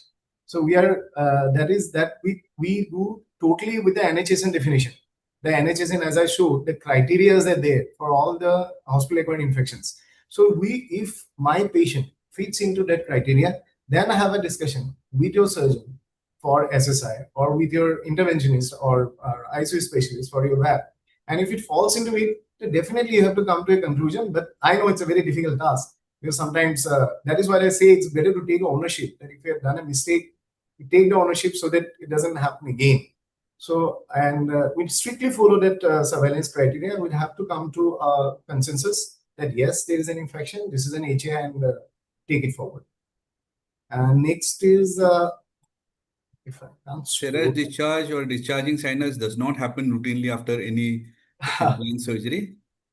If a serous discharge or discharging sinus has happened, it has happened because of surgical site infection. Exactly. It doesn't happen routinely after implant surgeries. Never after a hernia surgery, never after an orthopedic implant. If it happens, it is danger signs.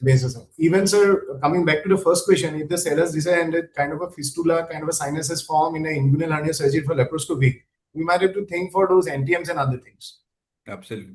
And that is the infection is there. Yeah. Then coming to, should RC and kappa be written for each SSI? If you can do it, very good. Again, coming back to the point, if there is an outbreak situation of these unusual organisms, and definitely have to do a kappa. It is always good to do a root cause analysis and corrective and preventive action, because then on you will understand where is the problem. So I think that's the best possible evidence-based thing. No SSI should be taken lightly. Yeah. If you have the infrastructure, if you have a good ICN team with you, RC and kappa is mandatory for each SSIA. Go ahead and do it. But problem is not every hospital is endowed with a good ICN team or a dedicated infection preventionist. So if you have the means, as Dr. Sanjeev has rightly said, it should be done. Then do you need antifungal prophylaxis or procedural? I think I'll completely go against with the prosthetic orthopedics and antifungal prophylaxis. Again, we have a lot of problem. We can do prophylaxis a recommendation for MRSA, or if you screen the patient for Staph aureus, go ahead with that. Even for ESB, I'll also say nowadays there is no point taking rectal swab of every patient and doing decolonization.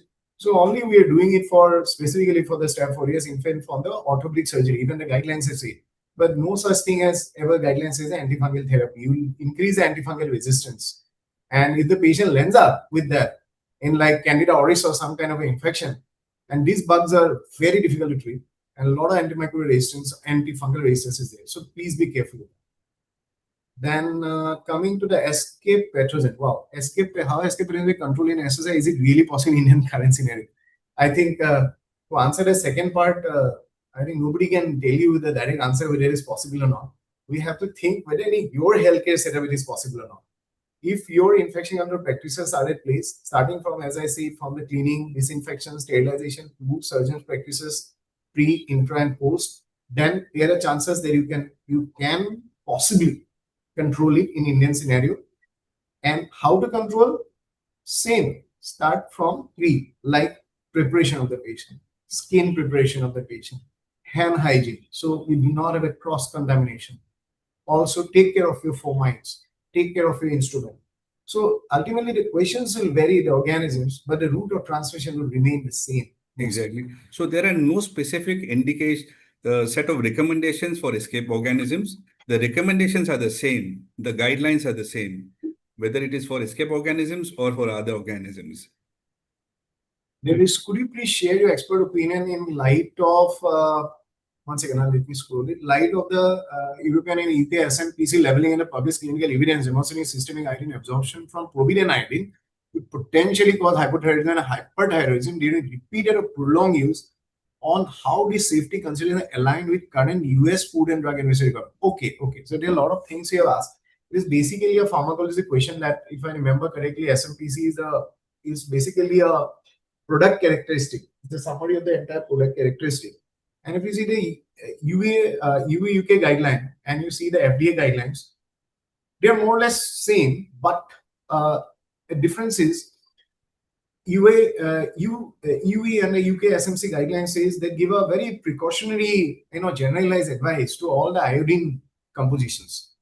There also, they say there is a plausible, the word plausible, if you're using that iodine repeatedly for a longer duration. You have answered your question actually. For a longer duration, repeatedly, for the large surface area, like if you say there is a large burn wound, if you're applying it regularly, repeatedly, there might be a plausible cause of the hypothyroidism that we call the, if I remember medicine correctly, there is an Wolff circuit effect on that hypothyroidism. I'm not now pronouncing it correctly, but that is a plausible.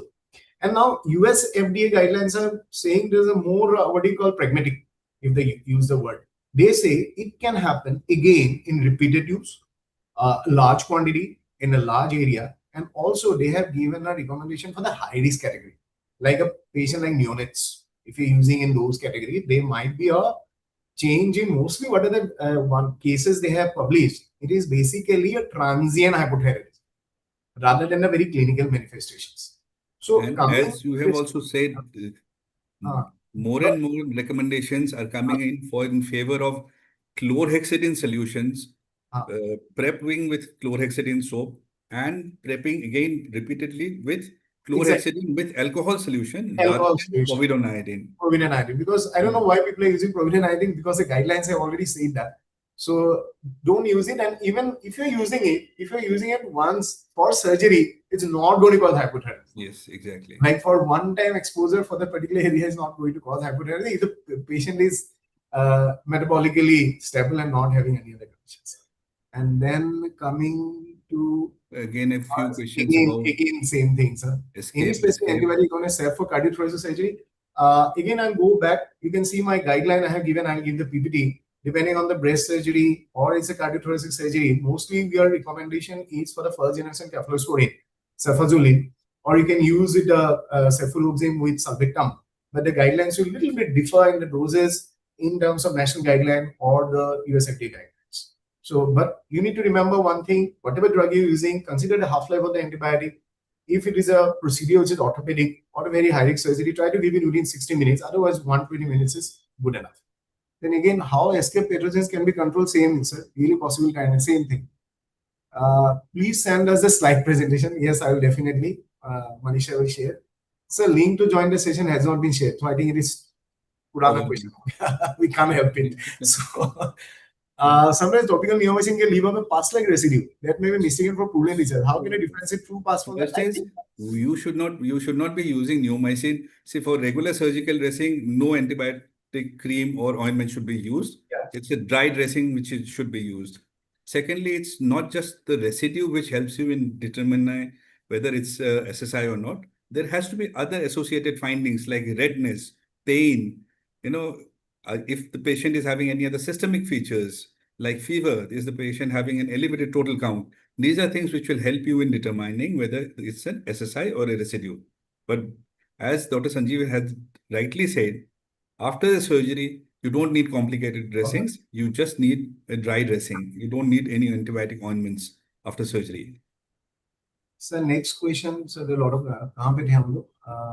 So इसमें साहब cardio थोड़ा से escape slide A presentation. very important question. How हाँ, what this for should you, an sir. infection control nurse do when doctors are not following the protocol of hand hygiene, as it has been told many times, but still not following? So true, so correct. But this one you have to take. Sir, it's very difficult to convince surgeon not to continue. I completely agree. I completely agree. Surgeons are a very obstinate breed of creatures. They're very egoistic. They don't want to listen to others' advice. But at the end of it, see, what we need to, you just need to remind them that no matter how good a surgery you do, you may have done an excellent surgery inside, but if the wound gets infected, the patient will only see that, right? And just don't need to be offensive, but keep on reminding them that hand hygiene is for their good and the patient's good. Yeah. So There's no easy solution to this. Exactly. Everyone goes through this problem. I completely agree with your assessment that we are not easy people to deal with, but I think only with knowledge comes power. Give them the knowledge, and I guess the power will follow accordingly. Exactly. So can you please elaborate more on deep cleaning of the OT? I think I have to talk 1 hour on the deep cleaning. So the only thing I will say is suggest there are a lot of guidelines. For the India, we are following the Kayakkal guideline. We can follow the Kayakkal guideline, which has recently come up. The 2020 also, there are some formulation 2022. They've given in detail, like how you are using the 3-bucket system, how you're giving training to the people again and again, how to use a 3-bucket system, and what are the agents available, and how to do the deep cleaning, what kind of mop you're using, microfiber mop, how to clean the mop, how to dry the mop, what are the mops like for the sterile area, the mops will be different. The disposable area, the mops will be different. For the protective area, the mops will be different. Again, how you're doing the cleaning, the figure of 8, then you are coming from the more contaminated area to the going inside out. So those all documentation, everything is there in the guideline. Please follow it, but make the SOPs accordingly to your hospital setup, number 1, and to the language that your workers will understand. Because most of the time we make the SOP and it is there in our table. So we do not have proper, that how to do a deep cleaning. Maybe those cleaners, they will only understand Hindi. So you are putting entire thing in English that you do dilution. There is one thing word called dilution. They will not understand. They say, "Hame batao, like with water, how many months I have to add for the disinfectant." They are very practical things. So make images, make in the vernacular language. Put that if you're using some kind of a floor cleaning agent, that means dilution. That in a hypochlorite also in a dilution of 1% or 0.5%, how to make it from the 4%. So give them training, give them posters in that area in the language they understand, and give repeated training all the time. Not only the induction training, the refresher trainings are also very important. Then what is there? How to so where are you? Deep cleaning. Kindly send the PPT. Yes, we'll do. What is the better high-level listener parasitic acid or OPA? Oh, again, you're going to the disinfectant thing. Depending on parasitic acid and OPA, they have different level of action. So both are actually, the studies are showing a very mixed view, but definitely the OPA stands out than parasitic acid in terms of material compatibility, if I say. What should, sir, you want to take on that, or you can proceed? Beg your pardon? So you want to talk on some agents, parasitic acid, OPA, or something like that? I think more your... it's more of a theory. What should an infection control nurse should do when a doctor is taken? How does stethoscope after procedure? Can you give Sidex inside or without cover lid? Sir, you want to take it or this? Which one? I didn't find the How to stethoscope? I think, ma'am, there's a complete chapter on that. Oh, yes. See, I mean, if you have ET or plasma, do it. Don't put it in Sidex and expect it to, even if you, nowadays, of course, it's not just Sidex, you have those other solutions. It should be freshly prepared, kept in there for the recommended period or duration of time that it has. And of course, it's putting it in Sidex without cleaning doesn't help. The scope has to be clean. It will have blood, other tissues within it. So it has to be clean and then put in the Sidex if you're using that sort of a solution for the recommended duration. And of course, it has to be freshly prepared. But given the choice, it should always be either plasma or ETO. ETO. Nothing less is acceptable. Yeah. So as rightly said, if you're using a freshly prepared Cydex, and also test for the duration, effectiveness. If somebody says it's there for 14 days, nobody is going to change it. Test it. Because the provider of the Cydex will also give you the testing papers. Test it whether it is still effective or not. And change it accordingly. Then enzymatic solution, particularly scopes, yes, definitely what sir has told about the organic matter you have to remove. But even the deep RCA, what are some of the overlooked unlikely causes as per your experience? See, the first thing in the deep RCA, whenever you have an issue, first thing, as sir has said, we should not take anything lightly. Like if we're doing a surgery, like, as a surgeon, I think you can take it a better way. Like if you see a pus in a patient, will you take it very easily? Oh, it's a pus thing. Okay, it will be over. Or you want to wait for something which is like a bigger problem?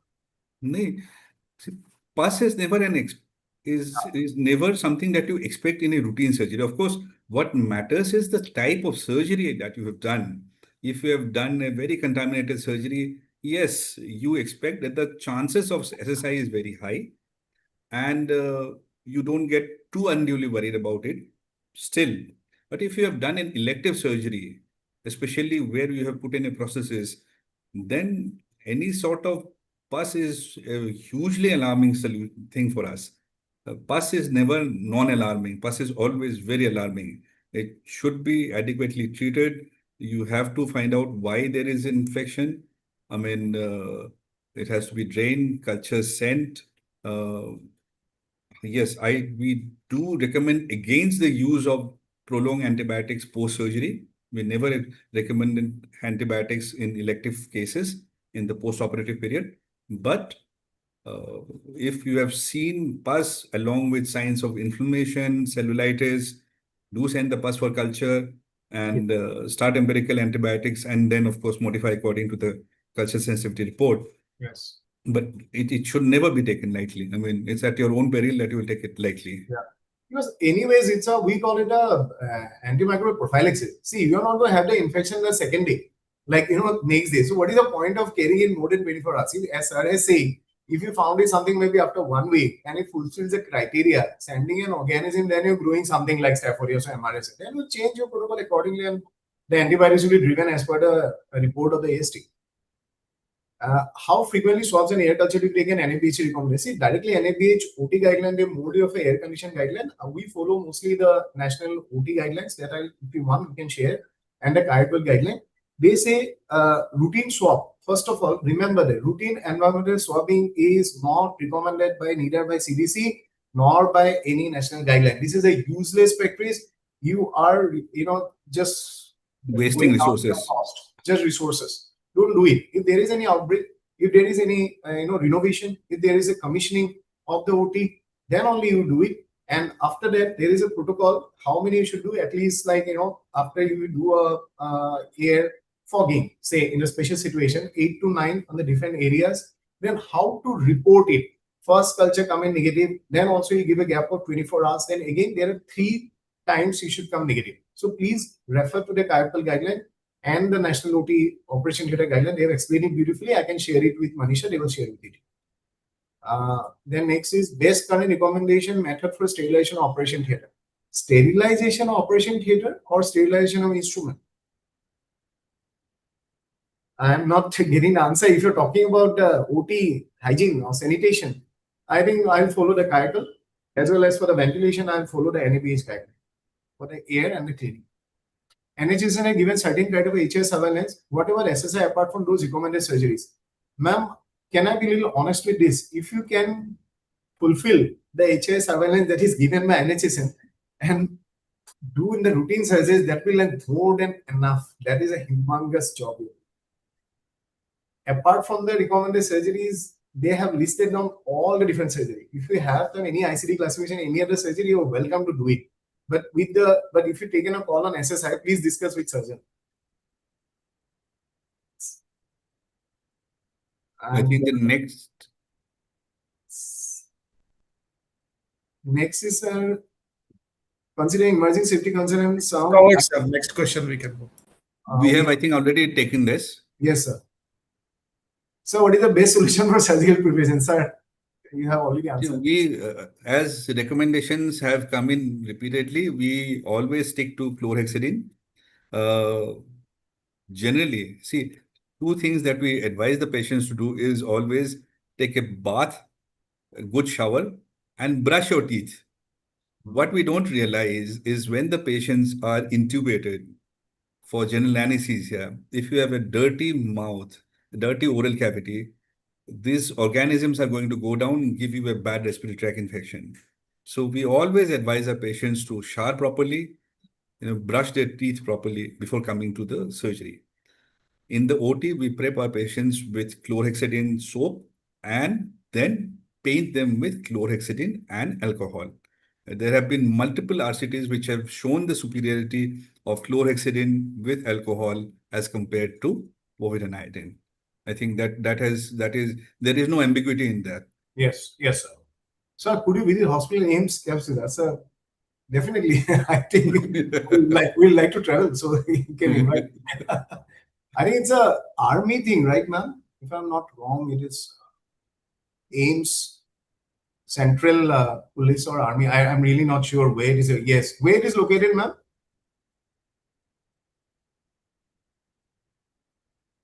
Delhi, where is that? The Army AIIMS Hospital AIIMS, where is that? I'm really sorry. I don't know. Maybe AIIMS CAPFIMS is.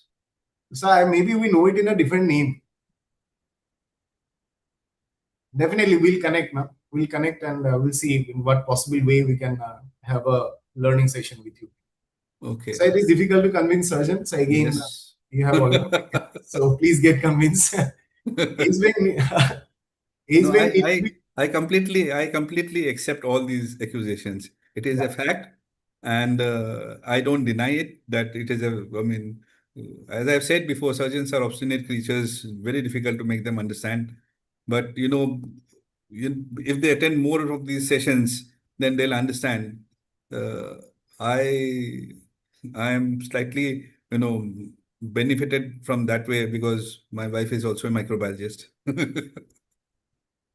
But one thing I see, oral rinse chlorhexidine recommended we follow in our practice. Okay, I think they have dental. I think Amarjit sir. I think if I'm not mistaken, Amarjit sir for Lady Harding sir. Sir has answered. If I'm not mistaken, he's from our institute. Thank you so much for that's actually a fantastic thing. Yeah. If you can, that's why unfortunately, what we have seen is that even the anesthesiologists don't advise the patients to come back with good oral hygiene, just prior to surgery. So it is something, ultimately it's your patient. So ask them to do this. You stand to gain from it. And then in SSS surveillance, which data should you consider for benchmark as by Indian method? That is why, if I remember in my presentation, I have shared one study that was done for 4 years, involving 10 different institutes and government, as well as the private. That is one of big, eye opener. Despite of that, and there are other meta-analysis available on ICMR. ICMR has also got few studies in orthopedic surgery, cardiothoracic surgery, and if I remember correctly, these two you can refer to it. So exactly, I do not remember, but in India, the problem is that, as I say, the data is very heterogeneous. It is very difficult to differentiate whether this particular exercise for that particular surgery or is overall from that hospital, because we still need to strengthen our SSI programs, surveillance programs. And there was a few observations. Oh yes, Dr. Sandeep. Thank you, sir. Thank you, Amarjit sir. Thank you, Dr. Priyanka. हाँ sir, आप कुछ बोल रहे थे? So there were certain from the chats also. Aldehydes act by alkylating chemical groups in proteins and nucleic acids, which destroys microorganisms, but can also damage human DNA. How can we overcome this? Aldehydes have been banned a long time back. There has no role in sterilization of instruments. Yes, sir. Coagulation, other things we do not do. There are many different good agents available. Now, even in a hospital, we use one agent which is not hypochlorite. We use one agent which is hypochlorous ion. So we have an entire plan for that, and that can be used in a different dilutions for different disinfection and sterilization practices. So we are moving more towards hypochlorous ion. So definitely try to get the newer things with the science backed up by science. I think, sir, we have more or less covered. Yeah, we've covered more or less all the things. A few other suggestions and questions were already covered from the question and answer. Thank you so much, Dr. Sweb. This question exhausts you. I think after a long time, you have a lot of questions to answer, and a lot of them are. We love to. Being a teacher and being a surgeon, I think we love to address questions. A lot of learning. For an hour, it has gone for almost 2 hours. So thank you so much. And this is the need actually in the area of surgical site infections. So there are a lot of practices which need to be amended rather than actually understanding that, like both of you said very correctly, correct knowledge and application both are important. We have knowledge, but there is a resistance to application, and there is application interest, but knowledge is lacking. That's the area exactly where we as an organization come in place to help the healthcare professional to share the knowledge, experience of people like you who can use in their daily practice and reduce the incidence of surgical site infection and thereby reducing HIS, which is very, very critical for patients' well-being. Thank you very much, sir. From SANMED, both of you, thank you so much for your time. And it was great talking to you, sir. We will share your email IDs with the participant. If anything is there, they can directly contact you. I'll be sharing with all the guidelines and everything. Though they are available in internet, but if they want, then I can share. No, but it's always up. When you give me in a plate, it is easy to eat, sir, rather than cutting. That's what we all follow. So thank you so much for your time. We are not doing pedagogy, sir. This is androgogy. Some hard work to get it. Anyway, joking. Yeah. Thank you, sir. Thank you so much, Thank sir. you. Thank Dr. you so Sharma, much. sir, it was pleasure listening to you. It's a loads of experience of you and Dr. Gogoi has helped all participants, including us as a normal individuals who doesn't have much to do in terms of exact patient this thing. But it was great to talk, sir, and it was pleasure interacting with all of you. Thank you so much, sir. Thank you very much. Thank you so much. Thank you, sir. Thank you. Thank you, sir. sir. Thank you, Riya, sir. Thank you. Thank you so Thank you, much. Sanjeev. Thank you, Vijay. Bye. Thank you all participants. It was wonderful to have you. Thank you so much. Thank you. Thank you, sir.